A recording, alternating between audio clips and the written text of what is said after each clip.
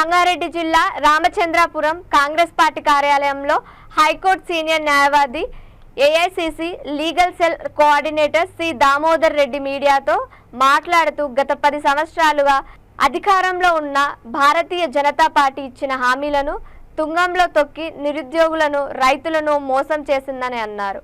కేవలం BJP party ఓడించడం ద్వారా కాంగ్రెస్ పార్టీని గెలిపించడం ద్వారానే మన రాష్ట్రంలో దేశంలో మార్పు సాధ్యమవుతుందని ప్రజలకు తెలియజేశారు. కష్టపడి కాలనీలో కానీ మీ అపార్ట్మెంట్లలో కానీ మీ బస్తీలలో కానీ మీ గ్రామాల్లో కానీ తిరిగి కాంగ్రెస్ పార్టీ మెదక్ అభ్యర్థి నీలం మధు గెలిపించాలని కోరారు.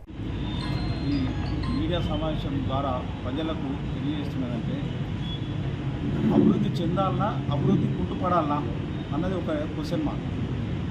రాష్ట్రంలో తెలంగాణ రాష్ట్రంలో టీఆర్ఎస్ ఉండి 10 సంవత్సరాల అధికారం ఇస్తే 25 సంవత్సరాలు ఎంతపోయింది అభివృద్ధిలో.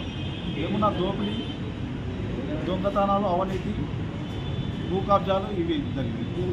అలాగే ఛాయమ్మ వాళ్ళకు దేశాన్ని ఇస్తే సేమ్ 10 ఏళ్ళ పోతే అది కూడా 20 ఏళ్ళు ఎంతో పోయింది. ఇక పాస్పోర్ట్ బోకర్కు రాష్ట్రాన్ని ఇస్తే రాష్ట్రాన్ని దోషిండు, ఛాయమ్మ వాళ్ళకు దేశాన్ని ఇస్తే మోడీ దేశాన్ని దోషిస్తున్నారు. ఏమనంటే మోడీకి భార్య లేదు, పిల్లలు లేరు, ఎవరికి పెడుతున్నారు?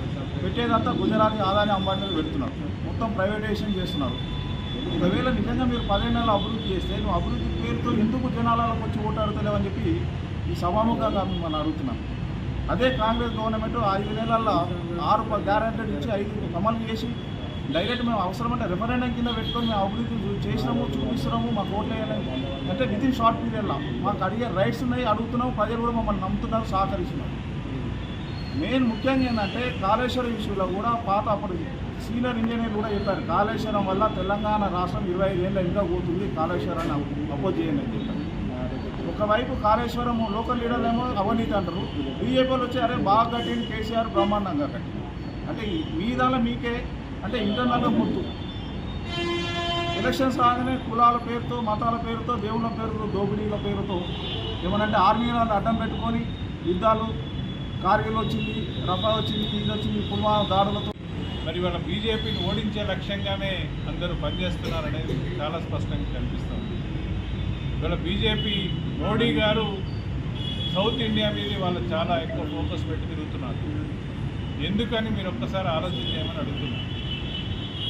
2019లో అత్యధిక శాతం సీట్లన్నీ గెలిపించినా నార్త్ ఇండియాలో వాళ్ళు ప్రజలకు చేసింది ఏం లేదు. ఇవాళ ప్రజలందరూ కూడా ఎదురు తిరుగుతూ ఉన్నారు.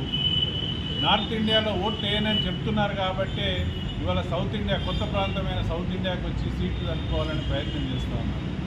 ఈ క్రమంలో మరి ప్రజలకు ఏం చేస్తున్నారనేది చెప్పకుండా మేము రామ మందిరం కట్టించినాం, జై శ్రీరామ్ అనే స్లోగన్ తప్ప ఇంకొకటి ఏం కనిపించట్లేదు. ఇవాళ నేను ఒక్కటే ప్రజలకు చెప్పేది, మోడీ అనుసరిస్తున్న మోసపూరిత మాటలకి మోసపోవద్దని. అమిత్ షా లాంటి వాడు మరి అయోమయమైన పరిస్థితుల్లో అనేక వాగ్దానాలు